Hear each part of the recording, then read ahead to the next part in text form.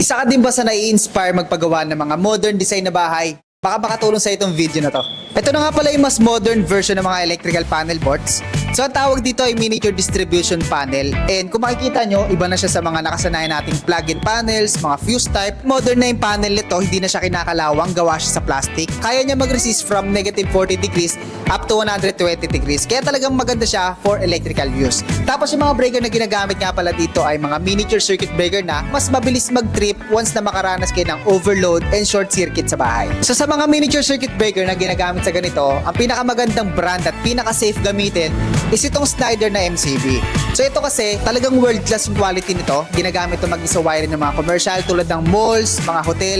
Kaya kung nagpapagawa kayo ng bahay, ito rin yung pinaka-recommend namin kung talaga meron kayong budget. Nga pala bago ko makalimutan, ito nakikita yung panel na to, dual installation na siya. So kung ayaw nyo na magbutas ng pader, pwedeng surface type installation. At kung gusto nyo na mas maganda at mas safe na installation, ang gagawin nyo is ganito.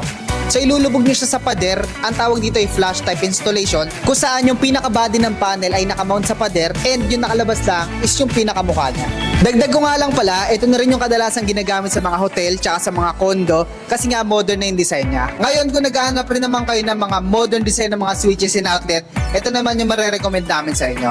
So ito ang tawag dito ay Type 86 switches and outlet. Ito yung klase ng switches and outlet na napakahirap hanapin sa atin dito sa Pilipinas. So ito kasi kadalasang ginagamit pa lang to sa ibang bansa tulad ng mga Dubai, Japan, Malaysia, Thailand at marami pang ibang bansa. Kung mapapansin nyo, ibang-iba na talaga itsura niya sa mga nakasanayan natin switches and outlet.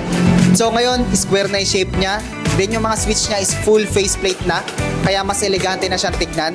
And then ang maganda pa dito, hindi lang design yung pinaganda sa kanila. Kasi pinaganda na rin yung quality nito. Ginawa na silang 16 ampere, mapa switch and outlet. Then meron na ring switch yung outlet niya, so hindi na kayo mag-unplug na mag-unplug. Tapos ang kagandahan pa dito, merong safety shutter yung outlet niya. Kaya kung meron kayong kasama mga bata sa bahay tulad ng mga toddlers, ganyan, na mahiling maglaro ng mga ganito, hindi sila makukuryente. So yun yung mga may re-recommend namin sa inyo kung nagpapagawa kayo ng modern design na bahay. So kung gusto nyo gumamit ng ganito at namamahalan kayo sa Schneider na brand, pwede naman kayo mag-check out sa TikTok shop natin ng Wixim na brand, maganda quality rin yan, and then mas affordable. So meron tayong pang 3 breakers, 4 breakers, 6 breakers, 9 breakers, and syempre meron tayong pang 12 breakers. Ngayon kung gusto mo rin gumamit ng ganyan mga switches and outlet, available na rin yan sa TikTok shop natin. Meron tayong silver gray, and meron din tayong rose gold na pwede nyo pagpilian. So meron tayong 1-way at 3-way switch.